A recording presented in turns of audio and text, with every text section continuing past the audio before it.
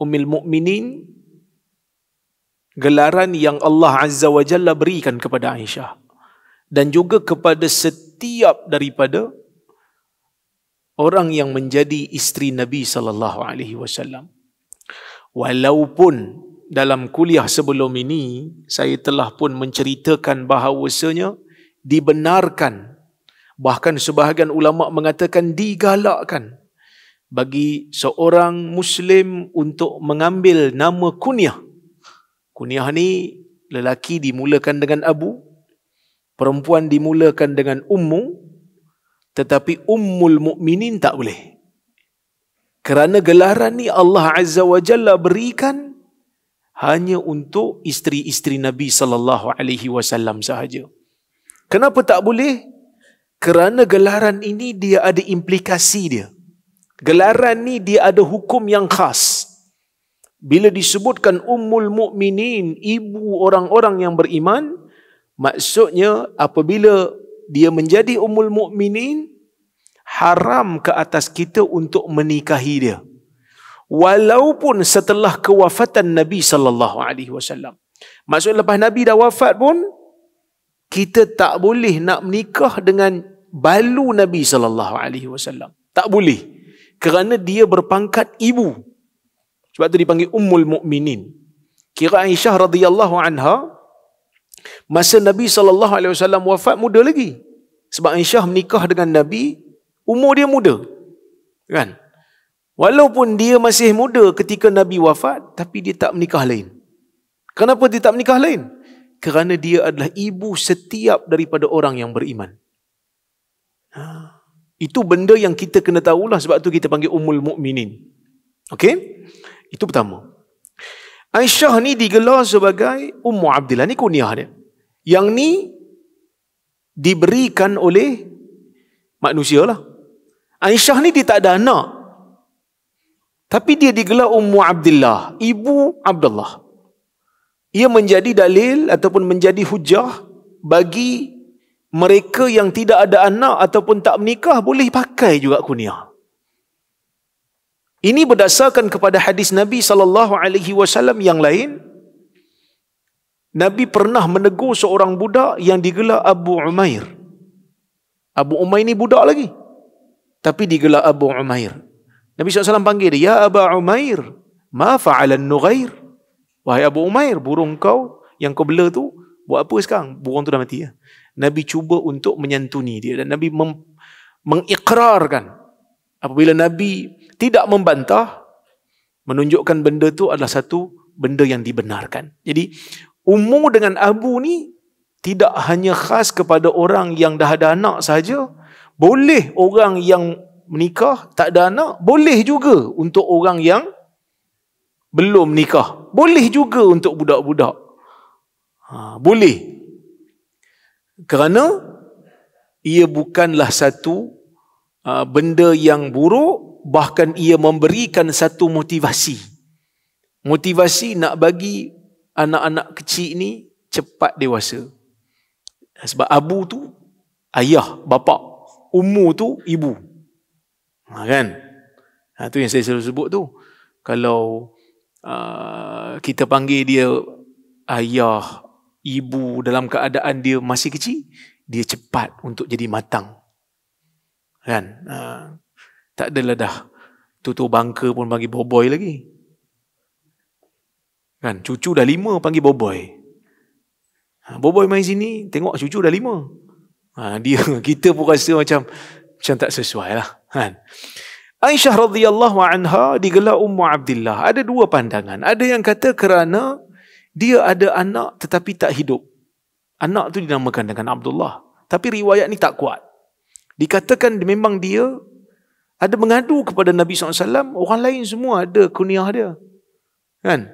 Jadi digelarkan dia ni Ummu Abdillah kerana mengambil nama anak saudara dia, iaitu anak kepada Asma binti Abi Bakar, Abdullah bin Zubair.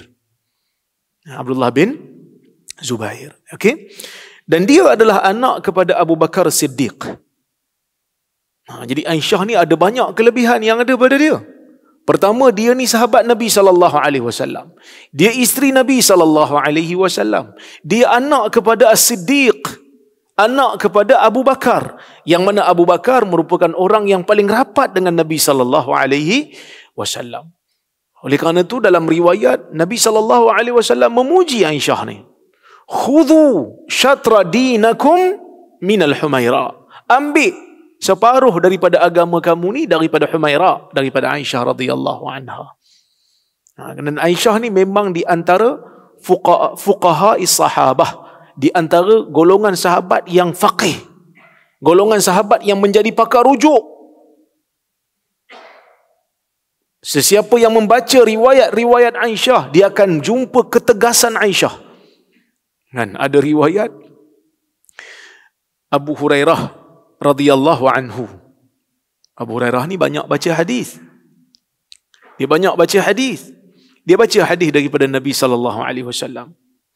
Dia kata Nabi SAW bersabda, taqta'us salah al-mar'atu wal-kilab ataupun al-kalb wal-himar. Salat menjadi terputus apabila perempuan lalu, apabila anjing lalu, apabila keldai lalu. Kita dah bahas dah hadis ni dulu kan, ingat? Tuan-tuan ingat lagi hadis ni? Dulu masa kuliah, saya mula-mula dulu baca buku hitam, buku metodologi memahami hadis. Tak ingat dah? Tua dah. Tak apalah, ulang gaji. Bagi ingat balik. Abu Hurairah baca hadis ni. Dia kata Nabi SAW kata solat jadi terputus bila perempuan lalu, bila anjing lalu, bila keldai lalu. Hadis yang dibaca oleh Abu Hurairah ni sampai kepada Aisyah radhiyallahu anha. Jadi Aisyah pun terus marah terus. Tegur terus. Syabbahtumuna bil himari wala bil hamiri wal kilab. Kamu samakan kami dengan anjing dan juga keldai. Kamu samakan kami dengan anjing dan keldai. Lepas tu dia ceritalah pengalaman dia. Dia kata, aku pernah baring di depan Nabi SAW. Waktu tu Nabi sedang salat, dan apabila Nabi nak sujud, Nabi sentuh kaki aku untuk aku tarik kaki, dan Nabi boleh sujud. Aisyah cerita pengalaman dia. Kalau perempuan memutuskan salat, dah tentu Nabi tak solat depan aku. Tapi Nabi teruskan solat, menunjukkan solat tu tak terputus. Kan? Tapi para ulama cuba untuk harmonikan. Hadis yang dibaca oleh Abu Hurairah tu bukanlah satu hadis yang bermasalah. Hadis tu hadis yang sahih. Cuma maksud putus tu bukan putus dengan makna batal. Walaupun ada sebahagian ulama yang mengatakan batal, ada yang pegang literal hadis ni. Tetapi kebanyakan ulama, dia cuba untuk harmonikan, dia cuba untuk selaraskan. Kerana ada hadis Nabi SAW solat di depan Aisyah, dan Nabi tidak membatalkan solatnya. Jadi bila ada dua hadis yang zahirnya bercanggah, mereka cuba untuk selaraskan dengan memaknakan putus itu ialah mengurangkan ataupun memutuskan khusyuk. Putuskan khusyuk. Sebab itu Ibn Hajar kata apa? Waktu Ibn Hajar mensyarahkan hadis,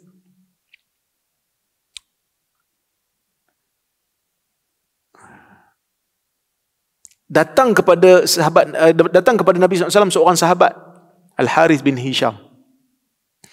Dia kata, ya Rasulullah, kaifa ya'tikal wahyu? Ya Rasulullah, macam mana wahyu datang pada kamu? Sebab wahyu ni benda yang dia tak nampak, tapi dia tahu, dia beriman Nabi ni didatangi oleh wahyu. Jadi dia datang kat Nabi, dia kata, ya Rasulullah, kaifa ya'tikal wahyu? Ya Rasulullah, wahyu datang macam mana pada kamu? Maka Nabi SAW pun jawab. Nabi kata, ahyanan ya'tini mithla salsalatil jaras wa huwa ashadduhu alai fayafsimu anni wa qad wa'aitu ma qal. Wa ahyanan yatamathalu liyal malaku rajula fayukallimuni fa'a'i ma yaqul. Oh, kama qala hadis Bukhari. Nabi SAW jawab, Nabi kata, wahyu ni kadang-kadang dia datang pada aku bunyi loceng. Bunyi macam loceng, bukan bunyi loceng, bunyi macam bunyi loceng. Mithla salsalatil jaras. Wahyu ni kadang-kadang dia datang macam, seperti, seumpama bunyi loceng. Wa huwa ashadduhu alai. Dan apabila datang macam tu, itu yang paling berat sekali. Dan apabila dia beredar saja daripada aku terus ingat dan faham apa yang disampaikan kepada aku. Jibril lah. Wa ahyanan yatamatsalu liyal malaku rajula. Dan kadang-kadang malaikat datang dalam bentuk lelaki. Seperti mana yang berlaku dalam hadis Umar. Ketika mana Umar bercerita, kami duduk dengan Nabi SAW, datang seorang lelaki yang baju putih, yang tersangat putih, rambut hitam yang tersangat hitam, duduk depan Nabi SAW, fa asnada rukbatayhi ila rukbatayhi wa wada'a kaffayhi ala fakhidayhi. Laga lutut, pegang paha Nabi, tanya Nabi SAW tentang iman, tentang Islam, iman dan ihsan. Hadis yang biasa tuan-tuan dengar. Dalam hadis 40 pun ada. Kan? Biasa dengar hadis tu? Biasa dengar. Okey. Kadang-kadang datang dalam bentuk yang tak dikenali. Lelaki yang tak dikenali. Kadang-kadang datang dalam bentuk yang menyerupai seorang sahabat yang namanya Dihyah Al-Kalbi. Sahabat Nabi juga. Dihyah ni dia handsome. Dia kacak. Jadi bila malaikat Jibril datang, bentuk lelaki kadang-kadang menyerupai muka Dihyah. Dan apabila dia datang dalam bentuk lelaki, kata Nabi, dia bercakap dengan aku. Dan aku terus ingat apa yang disebutkan. Dan aku faham apa yang disebutkan pada aku. Okey. Bila Nabi SAW sebut, kadang-kadang wahyu ni datang, bentuk ataupun bunyi dia macam loceng. Ibn Hajar bahas. Dia kata macam mana Nabi SAW boleh samakan bunyi wahyu ni dengan bunyi loceng? Sedangkan wahyu ni benda mulia. Loceng ni benda yang Nabi tak suka. Kan Nabi kalau sahabat masa bagi cadangan, Nabi minta cadangan daripada sahabat kan? Macam mana nak panggil orang sembahyang? Kan? Ada bagi cadangan untuk ketuk loceng kan? Nabi kata apa? Nabi tak setuju. Sebab menyamai Kristian.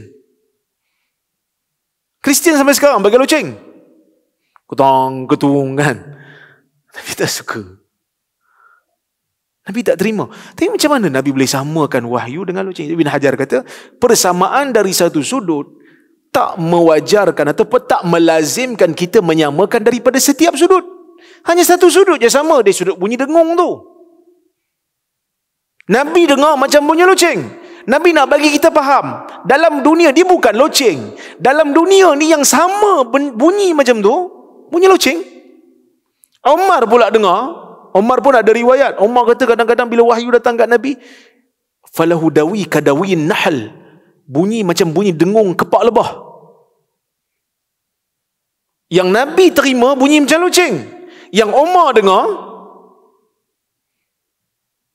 dengar macam bunyi dengung lebah, bunyi kepak lebah.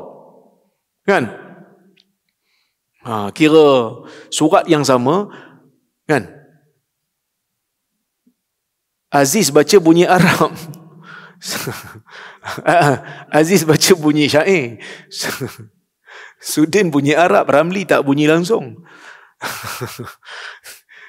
Umar dengar bunyi lebah. Bukan Umar yang terima. Umar dengar, Nabi terima. Nabi dengar bunyi loceng. Tapi Nabi bukan nak kata dia sama dengan loceng daripada setiap sudut. Daripada satu sudut sama. Sama juga macam hadis tadi tu. Bukan nak menyamakan perempuan dengan anjing dan keldai daripada setiap sudut. Hanya daripada satu sudut saja. Iaitu qat'ul khusyu'. Menghilangkan khusyuk. Macam mana cara dia menghilangkan khusyuk? Itu berbeza. Orang yang sedang salat, lalu perempuan depan dia, Tak khusyuk solat dia. Kejap-kejap pandang. Kejap-kejap pandang. Lawa ke tak? Lawa ke tak? Kalau lawa, tak khusyuk solat. Kalau lawa lah. Kalau tak lawa, lagi tak khusyuk. Tak lawa pula. Buang masa je aku tengok. Contohlah.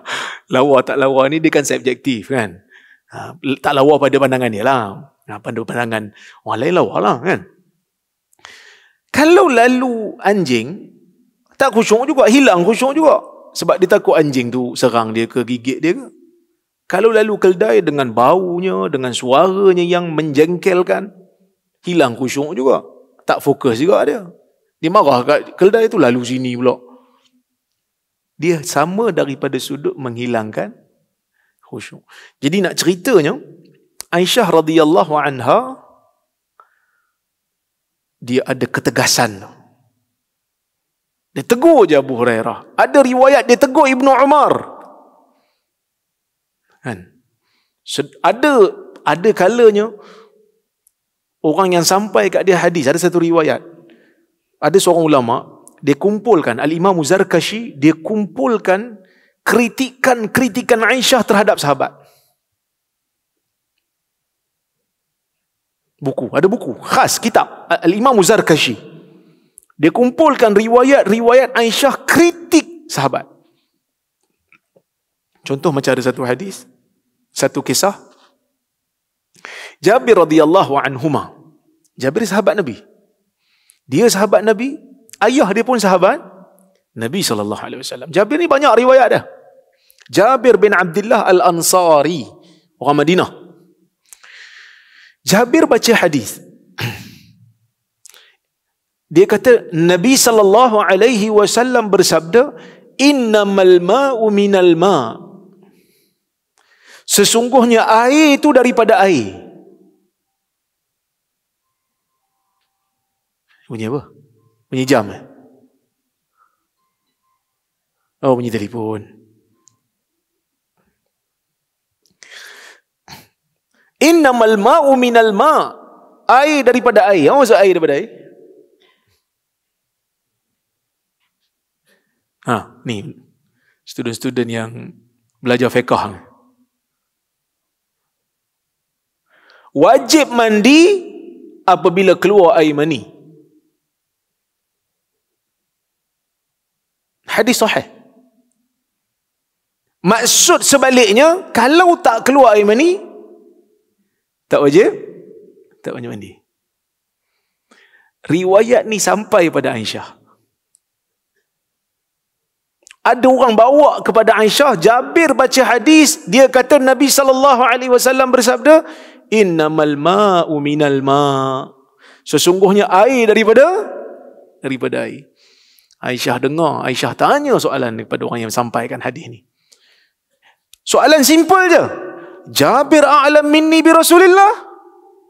Jabir lebih tahu pada aku ke tentang Nabi ni? Aku ni isteri dia. Masih nak bagi tahu, dah bila berlaku persetubuhan, walaupun tanpa inzal, pergi mandi. Tapi hadis yang Jabir baca tu tak betul ke? Betul, cuma hadis tu telah pun dimansuhkan. Telah pun dimansuhkan dengan hadis yang terakhir yang Aisyah baca. Aisyah kata Nabi SAW apabila bersama dengan isterinya berlaku persetubuhan walaupun tidak inzal, kena mandi. Kena mandi juga, kena mandi junub juga. Jadi Aisyah ni kira champion lah. Dalam bab ketegasan dalam riwayat, Aisyah dia tak kira siapa. Dia memang betul-betul mempertahankan apa yang dia tahu. Sebahagian kebenaran mungkin ada pada Aisyah, sebahagiannya mungkin Aisyah tak tahu adanya pembatalan hukum, sebahagiannya mungkin Aisyah salah faham. Kan? Tapi nak bagi tahu ketegasan sahabat dalam nak membetulkan riwayat. Dalam nak membetulkan riwayat. Tadi saya ada dengar satu keratan video, ada seorang ustaz bercerita tentang hadis palsu dan tak palsu dan sebagainya. Saya macam kurang setuju sikit cara dia hurai tu. Kan? Tapi nanti saya nak dengar balik. Cuma seolah-olah ayat dia tu nak pergi kepada macam tak bersetuju dalam bab hadis ni, kita takut-takutkan orang.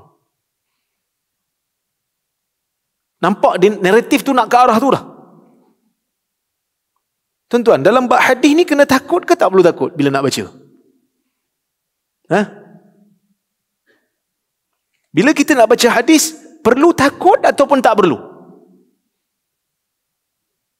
Kena takut. Sebab itu Ibnu Mas'ud radhiyallahu anhu, apabila dia baca hadis, menggeletar badan dia. Takut salah. Sebab itu As-Sa'ib Ibnu Yazid, dia kata, aku melazimi, aku bersahabat dengan Sa'ad bin Abi Waqqas, sahabat Nabi. Aku bersahabat dengan dia setahun. Aku tak dengar dia baca hadis melainkan satu je. Kenapa? Dia kedekut ke? No. Tapi sebab dia ada kebimbangan. Kebimbangan dalam membaca hadis adalah satu benda yang biasa. Bahkan itulah yang dituntut.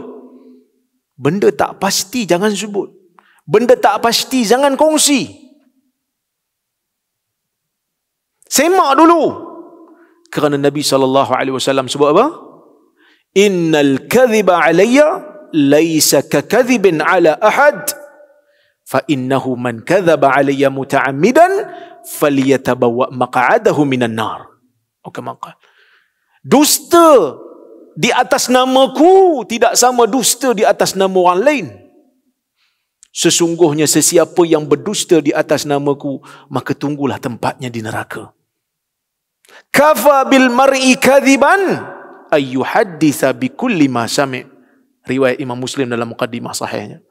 Cukuplah bagi salah seorang daripada kamu itu berdusta apabila dia sampaikan semua benda yang dia dengar tanpa dia semak. Kena takutlah. Dalam tempoh kita dalam dunia ni yang bukan hadis pun, kalau kita share benda yang tak pasti, kita boleh kena akta jenayah tau. Fake news. Cuma dalam bab hadis ni kita kena serius jugalah. Mungkin lepas ni pejabat agama kena tangkap orang-orang yang baca hadis yang tak tentu hala ni. Hadis yang palsu, hadis yang tak ada asal.